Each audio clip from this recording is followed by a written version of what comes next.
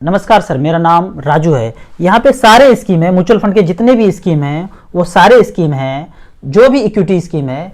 यहाँ पे देखते हैं पिछले 1 साल, पिछले 2 साल, पिछले 3 साल, पिछले 4 साल, 5 साल, 15 साल, 20 साल में क्या क्या रिटर्न मिला है। तो यहाँ पे देखते हैं कि एवरेज हम 15 साल का रिटर्न देखते हैं या 10 साल से शुरू करते हैं। 13%, 17%, 15%। क्या मतलब है इसका? एवरेज मतलब पिछले 10 साल में एवरेज रिटर्न 15% का मतलब है किसी साल 15 दिया होगा, किसी साल -10 दिया होगा, किसी साल 20 दिया होगा। सारे 10 साल के रिटर्न को जोड़ दीजिए और 10 से भाग दे दीजिए, लगभग 15% आ जाएगा। कंपाउंडिंग, सिंपल, ये सब का खेल छोड़ दीजिए, समझाने की दृष्टिकोण से बोल रहा हूँ। सबको जोड़ के 10 से भाग देंगे, 15% आएगा। इस तरह से जर्नी चलता गया और इस तरह से आप देखेंगे। मैं ये देखना चाहता हूँ कि पिछले 10 साल में एवरेज रिटर्न क्या है। एवरेज रिटर्न के रूप में चेक करेंगे। यहाँ पे सारे स्कीम है, इक्विटी के जितने भी स्कीम है वो सारे स्कीम है।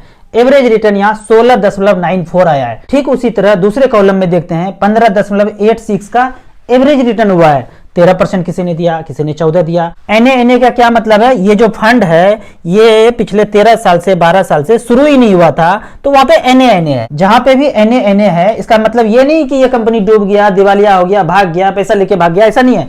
वो कंपनी नहीं शुरू हुआ था, वहां तक नहीं हुआ है। 1 साल, 2 साल, 3 साल हुआ है, 10 साल, 12 साल, 15 साल नहीं हुआ है। तो यहाँ पे एवरेज रिटर्न देखते हैं 15.86। ये कौन से साल का है? तो ये साल देख लेते हैं। यहाँ पे पिछले 15 साल का देखते हैं तो 13% रिटर्न मिला, 15% मिला, 14% मिला। एनए मतलब उस समय तक शुरू ही नहीं हुआ था। जो फंड है वो 15 साल उसका पूरा ही नहीं हुआ है। 13.82 रिटर्न मिला है। 20% भी किसी ने दिया, किसी ने 17 दिया, किसी ने 14 दिया, किसी ने 11 भी दिया, 12 भी दिया। तो एवरेज यहाँ पे चेक करते हैं कि सारे फंड मिला के उसका एवरेज क्या रहा होगा। मान लो किसी को 10,000 लगाना है, वो सारे फंड में थोड़े थोड़े करके लगा दिए, तो एवरेज पिछले 15 साल में क्या मिला होगा? 14.82 मिला है। जबकि 20 साल में रिटर्न चेक करेंगे 17.02 मिला है। ये आज तक का इतिहास है।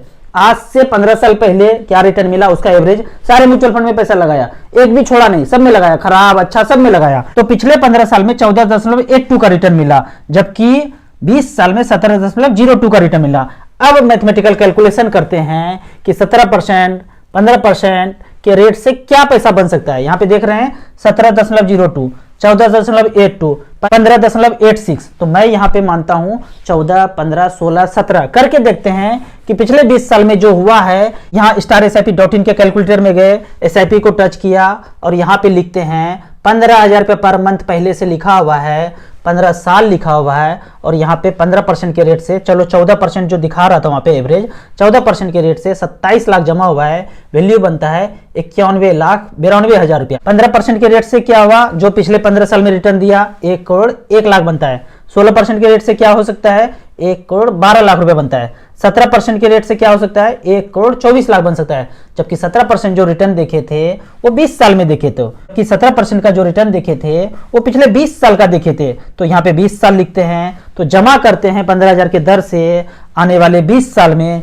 जो पिछले 20 साल में रिटर्न दिया वही मानू, एवरेज रिटर्न उतना ही मानू, 17% मानू, 36 लाख रुपया जमा करते हैं और वैल्यू होता है 3 करोड़ 3 लाख रुपया। क्या ये गारंटी है? बिल्कुल गारंटी नहीं है। राजू नाम का लड़का ये कभी नहीं कहता है कि म्यूचुअल फंड में आपको 2% भी गारंटी मिलेगा। 12, 13, 14, 15 तो छोड़ दीजिए, 4 परमाणु बम गिर जाएगा, कुछ नहीं मिलेगा हाथ में। सब बिल्डिंग, जमीन, प्लॉट, फ्लैट सब खत्म हो जाएगा, म्यूचुअल फंड भी खत्म हो जाएगा। लेकिन ये धरती, ये कायनात ऐसे ही चलता रहा, जैसे चलता है वैसे ही चलता रहा, तो आपको इस तरह का रिटर्न दिख सकता है। सारे लोग जिंदा रहेंगे, कोई लोग मरेंगे नहीं। अब सारे लोग अगर मरने लगेंगे तो म्यूचुअल फंड में पैसा बना के भी क्या करेंगे? तो इस तरह से देखा जाए पिछले 20 साल में जो हुआ वही मानो कि आगे भी हो। ये धरती ऐसे ही चलता रहे, ऐसे ही घूमता रहे। तो इस तरह से 36 लाख जमा करेंगे, 3 करोड़ 3 लाख बन सकता है। अच्छा चलो ना इतना बने, मैं 12 ही जोड़ता हूं, फ्यूचर में 12 ही रिटर्न मिले। 36 लाख जमा होगा, 1 करोड़ 49 लाख बनता है। जिसके हाथ में 1.5 करोड़ आ जाएगा ना,